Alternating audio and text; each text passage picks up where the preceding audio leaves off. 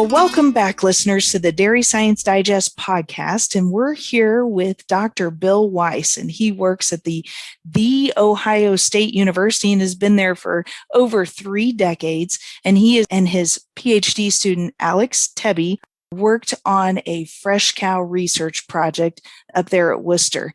I guess without further ado, we can start off. I have sitting in front of me your article in press for the Journal of Dairy Science talking about the carryover effects of feeding blends of protein and amino acids in those high protein diets for fresh cows.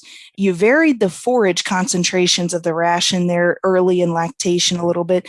Can you talk a little bit about what were your treatments? What are the 4 different treatments that you were looking at?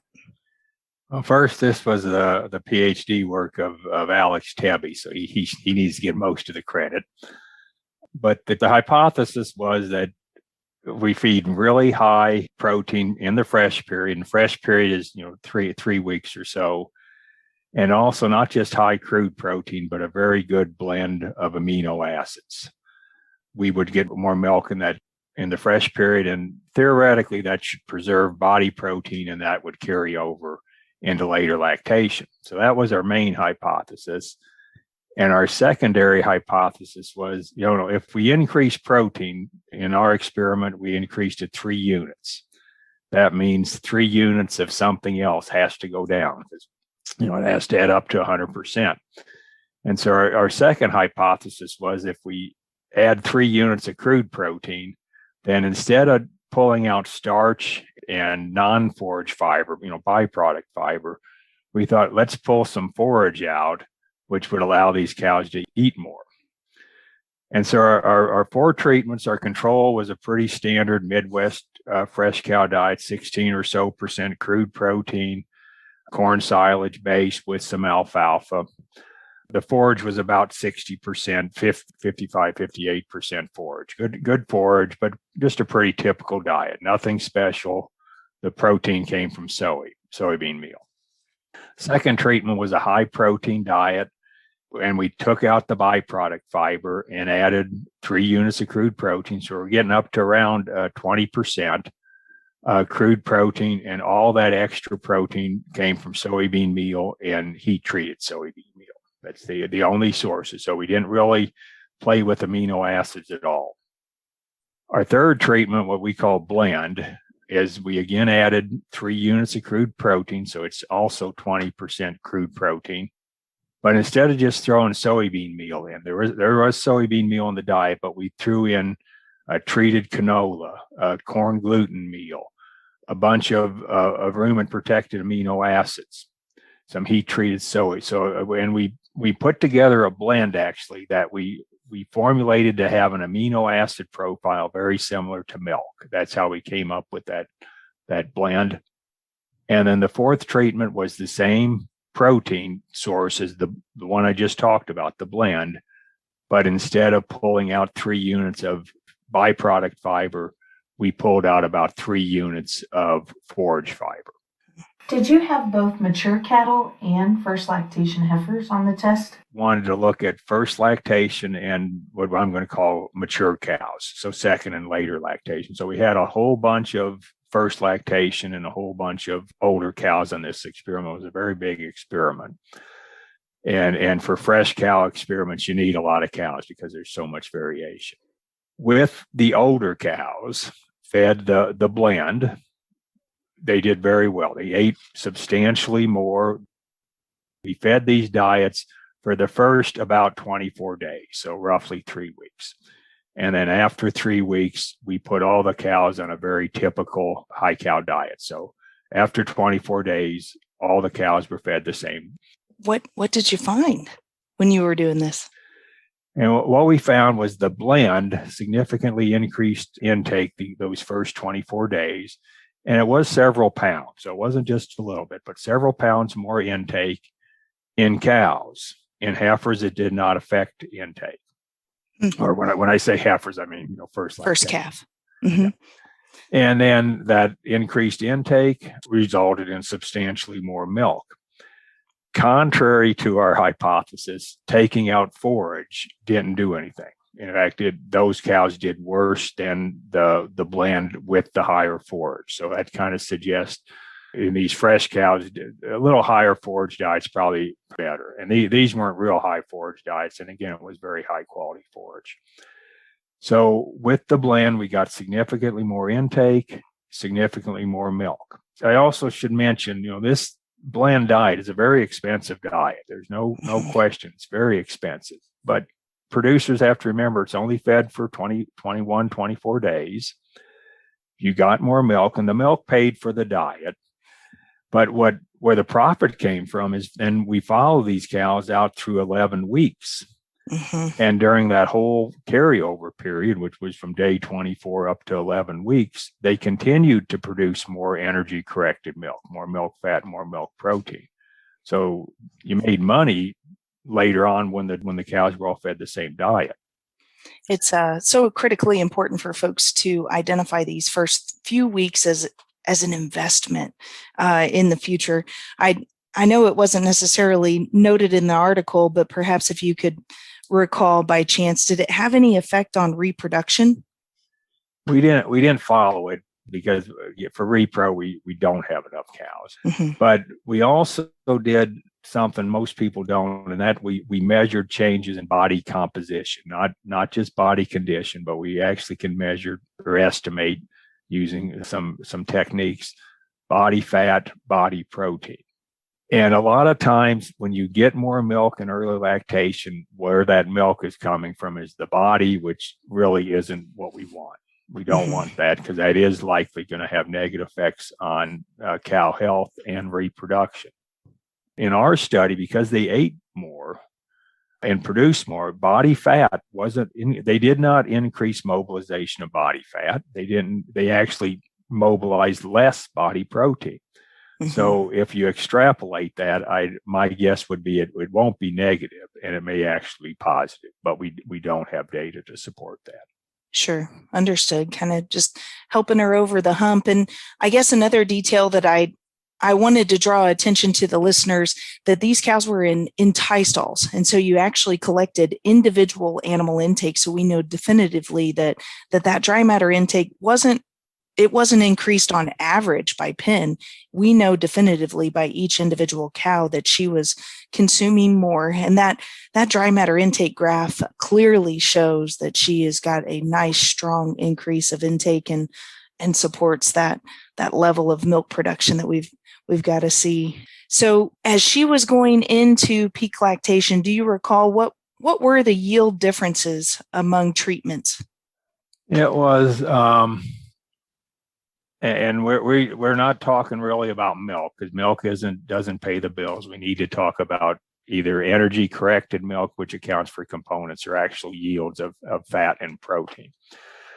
The three treatments, other than the blend, did about the same. So I want to emphasize this is in cows, not first lactation animals.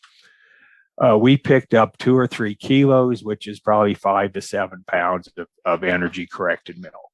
When we look at, and I don't know how milk is priced in Missouri and Ohio, it's clearly milk protein and milk fat is where the money comes from.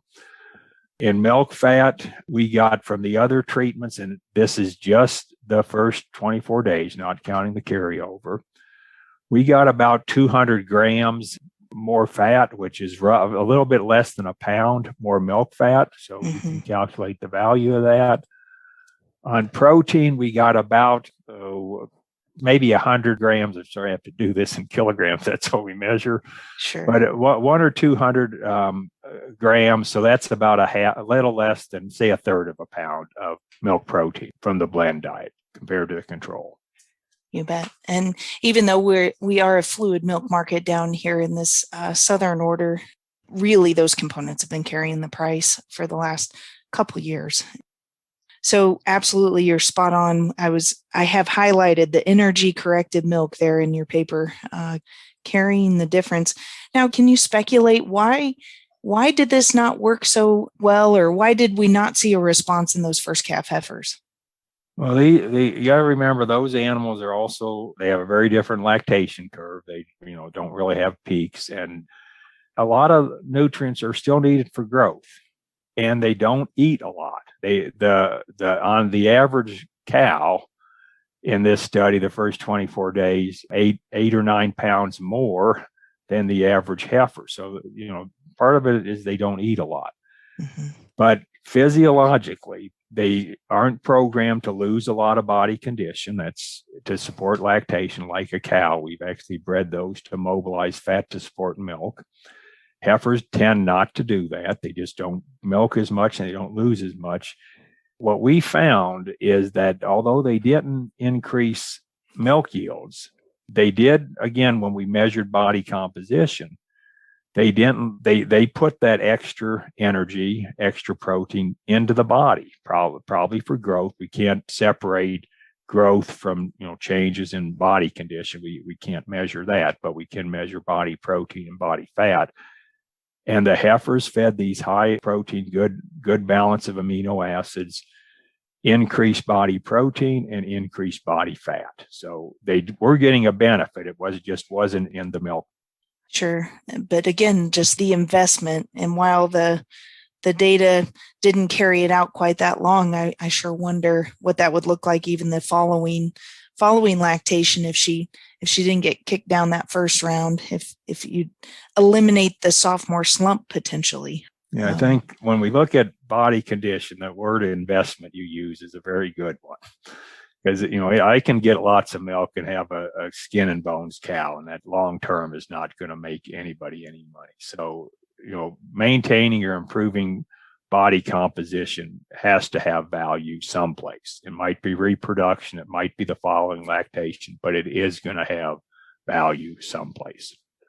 I see. I could feel for Alex as I was reading through this, just imagining all those blood tubes and serum collected in late days, early morning, stuff like that.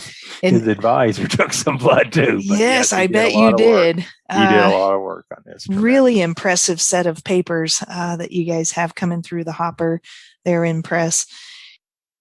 Oh, I wanted to talk a little bit about, you said that when you were increasing your units of protein, you specifically used a soy-based protein and then a heat-treated soy.